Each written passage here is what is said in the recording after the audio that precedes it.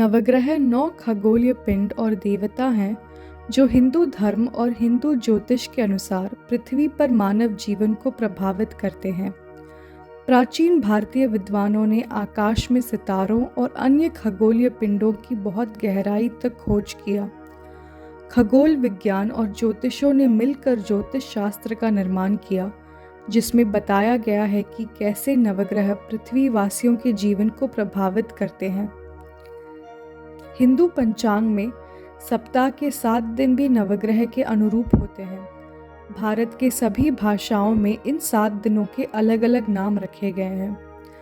दक्षिण भारत के मंदिरों में नवग्रह पूजा के लिए समर्पित एक निश्चित स्थान भी पाया जाता है। यह वीडियो आपको पहले नवग्रह सूर्य से जुड़ी विभिन्न पहलुओं और कहानियों को सुनाएगा।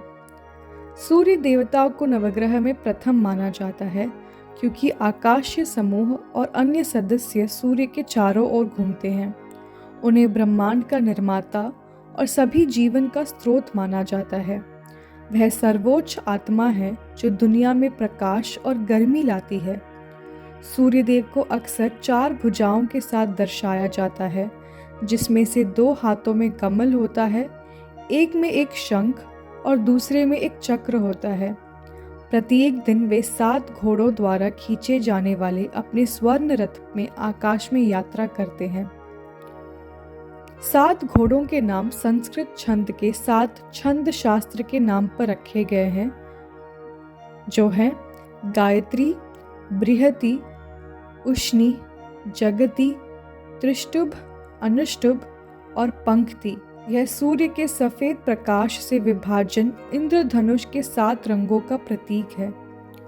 उनके स्वर्ण रथ के चालक को अरुण कहा जाता है, जो उषा के अवतार के रूप में विराजमान है।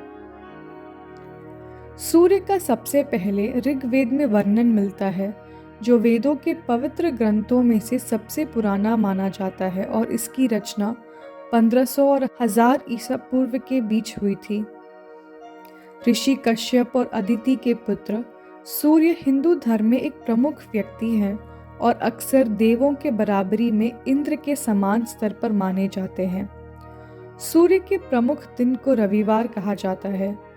सूर्य देवता से जुड़ा रंग नारंगी और सुनहरा है और सूर्य का आशीर्वाद प्राप्त करने के लिए उनको एक बर्तन से पानी में कुमकुम और लाल फूल अर्पण किया जाता है। नवग्रह के रूप में सूर्य व्यक्ति के नेतृत्व, अहंकार, शक्ति, अधिकार और जीवन शक्ति जैसे गुणों का प्रतीक है। सूर्य का जन्म निर्माता ब्रह्मा के माध्यम से ब्रह्मांड के निर्माण के साथ शुरू होता है। ब्रह्मा ने पहले दक्ष और उनकी पत्नी को अपने बाएं और दाएं अंगूठों की युक्तियों से बनाकर सृजन प्रक्रिया शुरू की। दक्ष और उनकी पत्नी की 13 बेटियों में से एक सूर्य की मां अदिति थी। अदिति का विवाह कश्यप नाम के एक ऋषि से हुआ था, जिससे उन्हें 12 पुत्र हुए। इन पुत्रों को 12 आदित्य के रूप में भी जाना जाता था। कश्यप की अन्य पत्नियां भी थीं, जिनसे राक्षसों की जाति सहित कई अन्य संतानें पैदा हुई और जानवरों और पक्षियों के अन्य प्रजातियां भी। असुरों और देवताओं के बीच एक संघर्ष उत्पन्न हुआ जब ब्रह्मा ने देवताओं को यज्ञ में से हिस्सा लेने की अनुमति दी। यह राक्षसों के साथ अच्छी तरह नहीं बैठा और परिणाम स्वरूप युद्ध शुरू हो गया, जिसमें देवों ने खुद को हारते हुए पाया और उन्हें स्वर्ग में अपना स्थान और यज्ञ में अपना हिस्सा छोड़ने के लिए मजबूर होना पड़ा। अपने पुत्रों को इस तरह तड़पते देख अदिति को बहुत दुख हुआ और वह सूर्यदेव के पास पहुंची और उनसे मदद की याचना की। कई दिनों के उपवास और भक्ति के बाद सूर्यदेव प्रसन्न हुए और अदिति को उनसे एक निवेदन करने की अनुमति दी।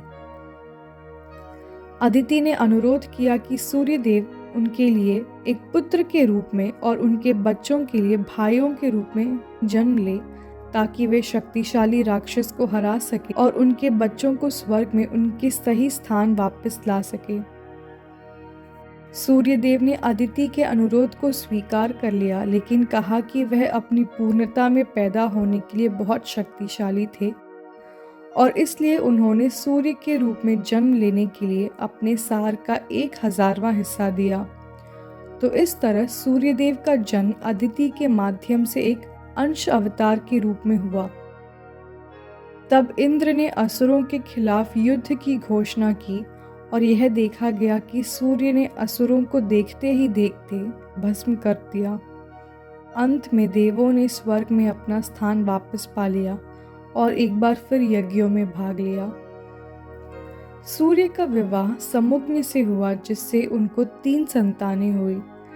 वैवस्वत, जो 14 मूल पुरुषों में से एक थे, जिसे मनु भी कहा जाता है, यम, मृत्यु के देवता, और यमी, देवी यमुना नदी। समुग्न को अक्सर विभिन्न लिपियों में संजना के रूप में जाना जाता है। विष्णु पुराण की कहानी बताती है कि सूर्य की तीव्र गर्मी को सहन करने में असमर्थ समुग्न 3 बच्चों को जन्म देने के बाद घोड़ी के रूप में कठोर तपस्या करने के लिए जंगल चली जाती हैं, अपनी छवि छाया को पीछे छोड़कर। छाया देवी बिल्कुल समुग्न जैसी दिखती थी और सूर्य यह नहीं बता पाए कि वह एक परछाई है। वह छाया देवी के साथ रहे और उन्होंने 2 पुत्र सावर्णी, मनु और शनि, और 2 पुत्रियों धबादी और बियाति को जन्म दिया। हालांकि छाया अपने ही बच्चों के प्रति पक्षपाती हो गई और उन्होंने समग्रता की उपेक्षा की। यम को उस व्यक्ति के व्यवहार पर संदेह हुआ जिसे वह अपनी मां समझता था और उसे नाराज कर दिया। छाया ने यम को श्राप दिया, जिससे यम और सूर्य को पता चला कि छाया समुग्न की परछाई थी। छाया से सच्चाई निकालने के बाद सूर्य समुग्न को ढूंढते हैं और उसे वापस लाते हैं।